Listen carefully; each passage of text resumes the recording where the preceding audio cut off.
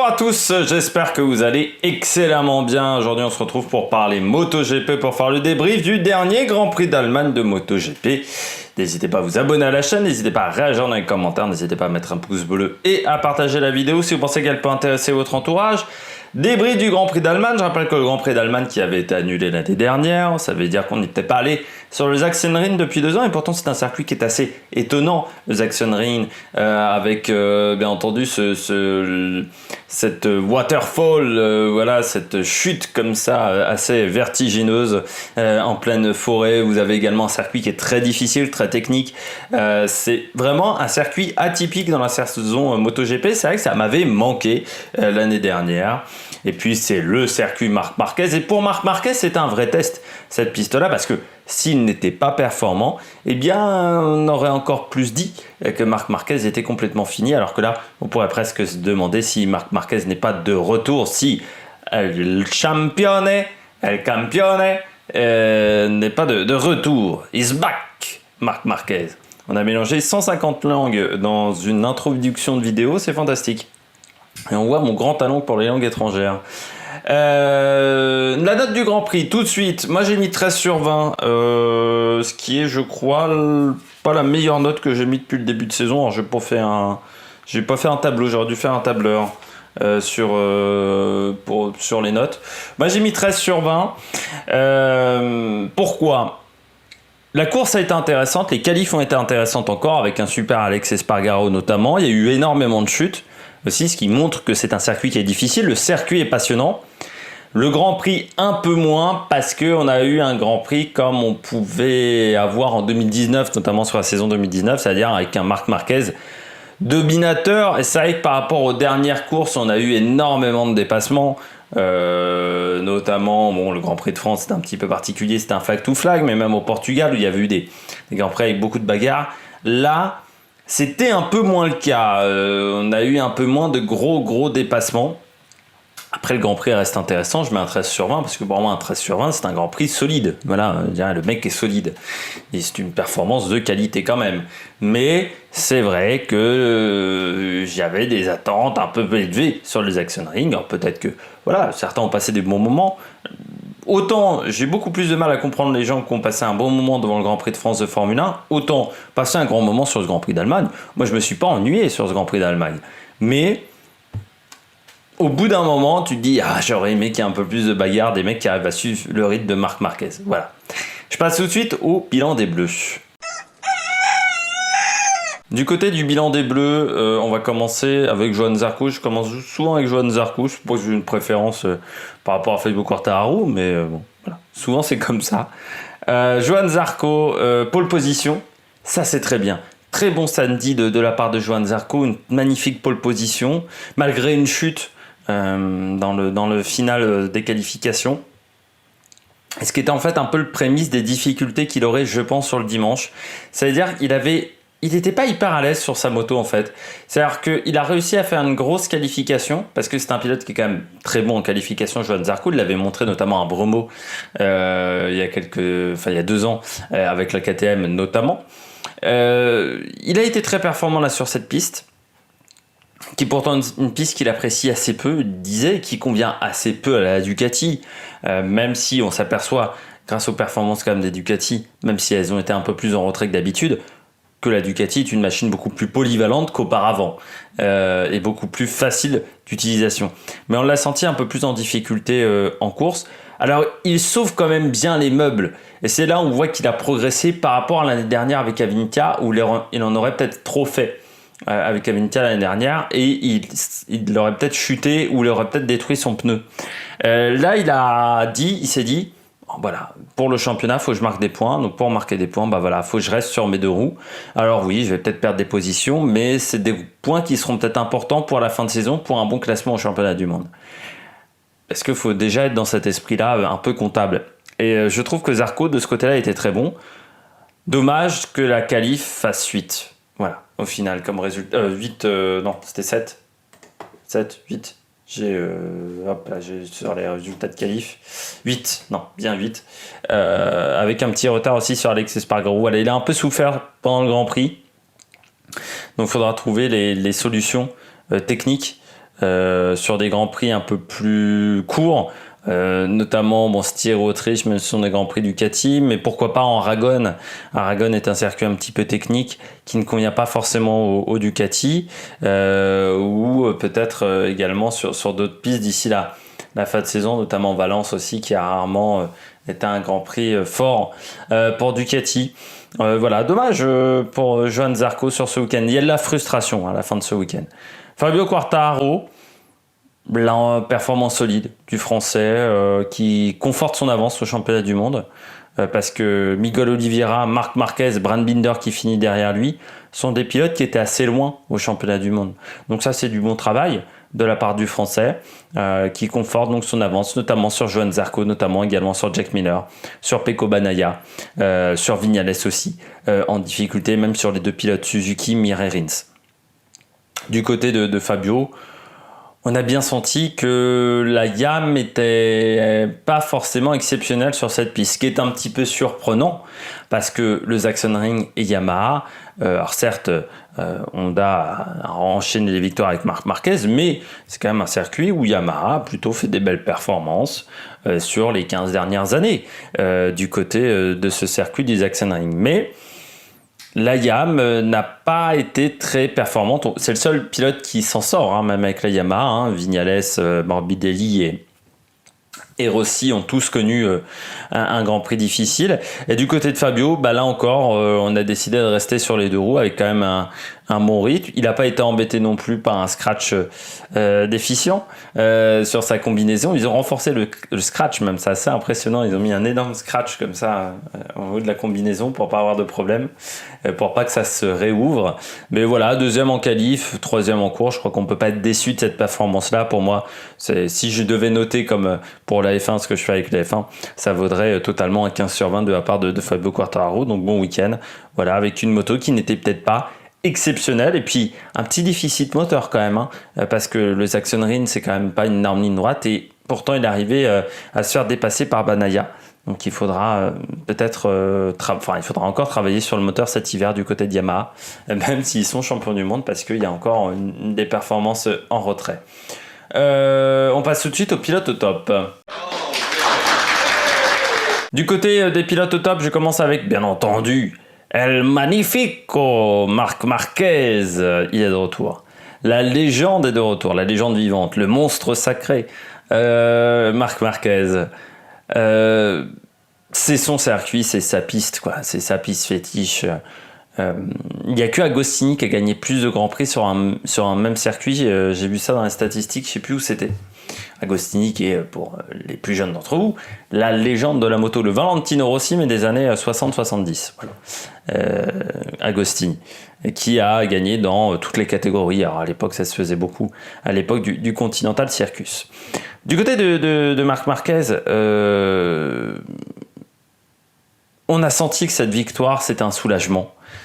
Alors c'est peut-être pas la fin encore d'une période compliquée, parce que on est sur une piste qui est déjà son circuit fétiche, qui est une piste qui est quand même moins exigeante au niveau des phases de freinage, parce qu'on a que deux gros freinages, on va dire, que deux situations très critiques au niveau des freins. Donc physiquement, les bras travaillent peut-être moins que sur d'autres pistes. C'est quand même un circuit physique parce qu'il y a beaucoup de changements de direction, où il faut remonter un petit peu la machine, mais peut-être qu'au niveau des bras c'était un peu moins exigeant pour Marc Marquez au niveau de sa blessure.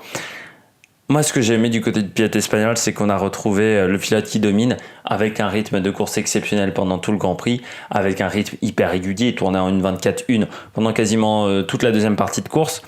Et puis, du côté de Marc Marquez, on sent ce qu'elle lui faisait du bien. Et puis surtout, un championnat du monde où vous avez des légendes qui sont en difficulté, c'est toujours un peu triste. Moi, par exemple, j'ai beaucoup de peine en ce moment avec Rossi. Ça m'attriste beaucoup, la situation de Rossi depuis quelques années, de toute manière, de voir ce pilote-là en difficulté. Et c'est vrai que j'étais un peu quand même dans la même situation. Je critiquais Marc Marquez, mais ça m'attriste toujours un petit peu quand une légende de sa discipline, de son sport, se retrouve en difficulté. Parce qu'on sent qu'à un moment, il est frustré, il est déçu, le pilote. Et là, Marc Marquez, j'espère qu'il est de retour. Alors, C'est encore trop tôt pour le dire, il va falloir voir sur d'autres circuits, voir sur le reste de la saison si la situation s'améliore avec son bras, si ça ne se dégrade pas avec son bras. Mais ce qu'on peut dire, c'est qu'on peut être quand même très satisfait du pilote espagnol sur cette course. Et même s'il doit arrêter sa carrière, je ne sais pas, dans 3 mois ou dans 4 mois, eh bien, ce moment-là, je pense, restera gravé dans sa tête. Je continue avec Miguel Oliveira, très bon Grand Prix encore de Miguel. Sur les 3 derniers Grands Prix, c'est le pilote qui a marqué le plus de points. 2, 1, 2. Voilà. Pourtant, avec une qualification, il était un petit peu en retrait, malgré un week-end où il avait été plutôt performant. Le pilote portugais, mais les qualifs ne s'étaient pas hyper bien passés. Par contre, en course, on a trouvé le Oliveira des derniers Grands Prix, c'est-à-dire avec un rythme, là encore, très régulier. C'est dommage, il perd un peu de temps dans le peloton en début de Grand Prix. Parce que sinon, il est, je pense, en capacité au moins de suivre Marc Marquez, peut-être pas de le dépasser, mais au moins d'être dans son sillage. Là, c'est vrai qu'il y a 1 seconde 6 entre les deux. C'est dommage. Il regrettera aussi peut-être son début de saison pour le championnat pilote, parce qu'il remonte bien en ce moment au championnat pilote Miguel Oliveira. Il va devenir un adversaire de plus important. Alors peut-être qu'à Assen, les KTM seront en difficulté. Par contre, en Autriche, sur les 2 Grands Prix en Autriche, normalement au mois d'août, ça devrait le faire. Je rappelle que le Grand Prix des Pays-Bas, qui aura lieu la semaine prochaine, sera le dernier Grand Prix avant la pause au mois de juillet, qui m'arrange un petit peu cette pause au mois de juillet, je vais pas vous mentir, avec le Tour de France et les Jeux Olympiques. Autant la F1 ne fait pas de pause, autant la moto fait une pause, et ça m'arrangerait. Peut-être qu'on fera une vidéo pour faire un bilan, on va dire, de cette première partie de saison, peut-être sur la chaîne. Je verrai si je suis motivé et si j'ai encore assez d'énergie au moment du Tour de France. On continue. Du côté des pilotes au top, donc avec Alex Espargaro, très grosse qualif de la part de Alex Espargaro, 3e. Grand Prix un peu plus en difficulté, c'est un petit peu comme Johan Zarco, 7e, mais pour moi, quand on voit où était Aprilia il y a quelques temps encore, même en 2020 ou en 2019, c'est incroyable le travail qui a été effectué par cette marque, je trouve, avec des moyens, encore une fois, qui sont limités. Ça paye aujourd'hui. Alors c'est dommage, c'est que Fausto Gresini ne peut plus le voir. Il doit le regarder peut-être de là-haut, si certains croient à la vie après la mort. Mais du côté d'Aprilia, c'est intéressant de voir l'évolution, le travail qui a été effectué. Et c'est vrai que l'année prochaine, avec l'équipe officielle, j'espère qu'ils prendront Alex Espargaro dans l'équipe officielle, où il y aura, je pense, Biaggi dans l'entourage encore de cette équipe officielle Aprilia. Le travail effectué par Aprilia et Fausto Gresini depuis des années, le team Gresini, je trouve est très intéressant. Et c'est vrai que quand on voit certains pilotes galérer depuis des années, Alex Espargaro, c'est quand même un pilote qui mériterait de monter sur des podiums, quoi. Parce qu'aujourd'hui, il a vraiment une belle maturité. C'est un pilote qui est quand même un peu plus constant. C'est ce que je lui ai reproché notamment en 2020. Un petit manque de constance. Il a l'air d'avoir corrigé ce problème-là. Puis la moto est aussi très performante sur des circuits assez différents, que ça soit au Portugal, même en Espagne. Alors, il y a toujours un peu de manque de performance au niveau moteur. Mais au moins, ils ont de la fiabilité niveau moteur. Un peu plus, même si au Grand Prix de France, le moteur a lâché, il y a quand même un moteur qui est un peu plus performant de ce côté-là. On passe tout de suite au bonnet d'âne. Du côté des bonnets d'âne, je commence avec le gros bonnet d'âne de ce week-end, et c'est peut-être même la performance pour moi la plus décevante de cette année, c'est Maverick Viñales. Alors inexistant pendant tout le week-end, ça commence à faire beaucoup du côté de Maverick Viñales.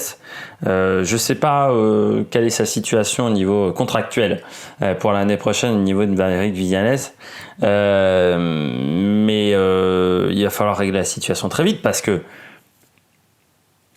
moi, je me dis, par rapport à d'autres pilotes aujourd'hui, même Morbidelli, alors, même si Morbidelli a également été en difficulté ce week-end, je rappelle que Morbidelli n'a pas de moto de cette année, une moto officielle, contrairement à Viñales. Mais Viñales finit quand même très très loin, avec un début de course encore une fois catastrophique. Il finit à 19e, qualif, là encore, magnifique, le qualif de Viñales, il se qualifie 21e. On ne peut pas se permettre ce genre de performance quand on est pilote officiel. On ne peut pas se permettre ce genre de choses. Et moi, je suis extrêmement déçu par Viñales parce que chaque année, c'est un peu comme Bottas en F1. On croit qu'il va trouver la solution, que ça va aller mieux, qu'il va réussir à être plus constant, que toutes les planètes vont s'aligner. Et puis à chaque fois, on est déçu. Et c'est encore le cas pour moi avec cette année Viñales. C'est incompréhensible. Viñales, c'est vraiment un pilote qui... Quand tu vois ce qu'il avait fait avec Suzuki, où était Suzuki à la fin quand il est parti, la difficulté qu'a eu Suzuki après son départ aussi, tu te dis quand même que soit c'est mental, mais soit c'est la situation autour de lui chez Yamaha, mais il y a un truc qui va pas, il y a un truc qui ne fonctionne pas aujourd'hui, et je pense qu'il faudrait arrêter entre Yamaha et qu'il reparte soit chez Suzuki, pourquoi pas en remplacement d'Alex Rins, soit je sais pas, d'aller chez Aprilia, pourquoi pas, mais du côté de Viñales, je pense qu'il y a un moment où il faut arrêter, quoi, parce que là c'est catastrophique, et c'est vraiment compliqué à regarder. Très, très clairement, Viñales là, c'est compliqué. Moi je comprends pas comment un pilote peut autant se retrouver en difficulté et autant être performant sur d'autres pistes. Je suis sûr qu'au Grand Prix des Pays-Bas, il collera, il arrivera à être dans le top 5 peut-être. Mais c'est incompréhensible. Je trouve les saisons de Viñales depuis 4 ans, c'est incompréhensible. Avant, on disait que c'était la YAM, mais là, on s'aperçoit que cette année, la YAM, elle est quand même dans les mains de Quartararo. Il arrive à faire des belles choses, puis même les années précédentes, les 2 années précédentes. Donc, il y a un vrai problème du côté de Viñales, de ce côté-là. Petrucci, moi, j'ai eu l'impression, en voyant Petrucci sur ce week-end de course, un pilote qui sait qu'il ne sera pas renouvelé l'année prochaine et qui l'a appris en début de week-end. Moi, j'ai eu cette impression-là. D'un pilote qui sait que KTM le conservera pas. Et que sa carrière peut-être en MotoGP est terminée. Parce que le doigt d'honneur en qualification, alors que il est gêné, mais pas tant que ça non plus, c'est pas... c'est pas un geste d'anti-jeu, on va dire, de la part de Binder à ce moment-là. C'est juste que Binder s'élargit. Sa chute en course, sa performance sur tout le week-end. Alors, je l'ai pas entendu en interview, j'ai pas lu des interviews de Petrucci, mais j'ai vraiment eu l'impression d'un pilote qui sait qu'il n'est pas renouvelé l'année prochaine, que chez KTM, on aura de nouveaux pilotes. Et c'est dommage pour Petrucci, mais j'ai vraiment eu ce sentiment-là. Alors peut-être que je me trompe, j'espère pour lui, parce que ça serait quand même... D'un mec qui a quand même gagné un Grand Prix il y a 1 an, il passerait au chômage juste après. Mais de toute manière, pour Petrucci, il n'est pas à l'aise sur la KTM aujourd'hui. Alors il dit que c'est la KTM qui n'apprécie pas les pilotes lourds. Mais dans ce cas-là, il faut que tu t'adaptes. Soit il faut que tu m'insistes, soit il faut que tu trouves des solutions pour adapter ton pilotage à la KTM. Mais tu peux pas te contenter de cette réponse. Tu peux pas juste dire ma morphologie ne permet pas d'être performant. C'est pas suffisant. Moi, je me souviens notamment d'un Casey Stoner, d'un Nicky Hayden qui s'était retrouvé une année en grosse difficulté chez Honda. Notamment, je crois que c'était en 2007, face à Pedrosa, parce que la moto était vraiment très petite à l'époque. Et je me souviens pas que Nicky Hayden, à chaque interview, disait ça. Donc Petrucci, il y a un moment, il faut se remettre aussi en question. Remettre en question son pilotage, ses manières de faire, ses méthodes de travail. Et peut-être qu'en remettant tout ça à plat, il trouvera une solution. Mais là, on ne peut pas non plus continuer comme ça indéfiniment au niveau des performances chez Petrucci, surtout qu'Iker Lecuona a certes été en difficulté, mais quand ta référence c'est Lecuona, tu dois le battre à chaque Grand Prix. Et là, ça n'a pas été le cas sur ce week-end, donc c'est encore plus inquiétant pour Petrucci. On l'a payé pour battre Lecuona. On ne l'a pas payé pour qu'il abandonne à chaque Grand Prix. Ou qu'il marque peu de points. Et puis, je termine avec ce bilan des pilotes avec Alex Rins. 11e simplement du Grand Prix, alors qu'il était devant en qualification, devant Joan Mir. Alors au moins il marque des points. C'est vrai que sur la dernière course, c'est un abonné des bonnets d'âne. En ce moment, Alex Rins, au moins il a fini dans les points. Mais bon, ça reste compliqué, je trouve, pour le pilote espagnol. En course, il y a un manque de rythme là aussi. Il arrive à bien tenir pendant 5, 6, 7 tours. Puis après, le rythme se dégrade. Alors pourquoi, je ne sais pas. Mais il va falloir travailler sur le rythme de course. C'est très important quand même qu'il ne tombe pas sur ce week-end, parce que vu le nombre de résultats blancs, mais bon, je pense que sa position est quand même assez compliquée. Alors certes, Alex Rins, je rappelle aussi, était blessé sur ce week-end de course, mais bon, si tu participes à un Grand Prix, c'est que tu es top. C'est que tu sais que tu peux tenir le Grand Prix, un minimum. Donc pour moi, c'est une demi-excuse, on va dire. C'est pas une excuse complète pour Alex Rins. Et ouais, moi je suis pas totalement satisfait de la course de Rins. Mais voilà, après c'est mon avis, vous pouvez être d'accord, pas d'accord avec moi. Au niveau des bonnets d'âne, certains diront que c'est sévère, je le conçois totalement. Je suis sévère, c'est vrai, avec Alex Rins, mais c'est quand même un pilote qui a failli jouer plusieurs fois le titre de champion du monde. Et c'est vrai que depuis l'année dernière, on le voit quand même, cette inconstance assez régulière. Alors là, peut-être que sa blessure a joué, mais ce qui est quand même étonnant, moi je suis toujours surpris. Surtout chez Suzuki, on a un vrai pilote d'essai. On sait que Guintoli il peut finir 15e. On sait que c'est un pilote qui est capable de finir dans les points. Donc je suis toujours surpris par ces marques qui ne veulent pas faire confiance à leur pilote essayeur, qui veulent faire revenir leur pilote numéro 1 le plus vite possible. Un jour, on aura un souci avec ça. Je pense qu'il y a des pilotes qui se feront très mal. Ça a déjà été le cas un petit peu de Marc Marquez en passant. Je trouve que cette gestion me fait toujours un petit peu sourire. On passe tout de suite au classement du championnat du monde. Classement du championnat du monde pilote. On commence avec Fabio Quartararo en tête du championnat du monde pilote avec 131 points. Il a donc 22 points d'avance sur Johann Zarco. On retrouve ensuite Jack Miller à 31 points. Francesco Bagnaia à 32.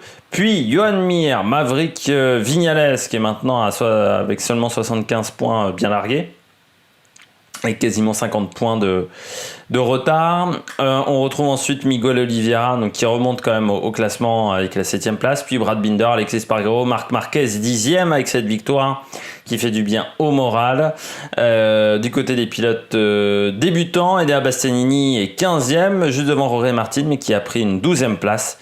Derrière Bastianini qui n'a pas marqué de points, et Luca Marini est maintenant un petit peu loin par rapport à ces deux pilotes là, le demi-frère de Valentino Rossi. On continue avec le classement constructeur. Du côté du classement constructeur, c'est Yamaha qui est en tête avec 159 points, qui reprend un petit peu d'avance sur Ducati. Beau duel entre ces deux constructeurs, ces deux marques.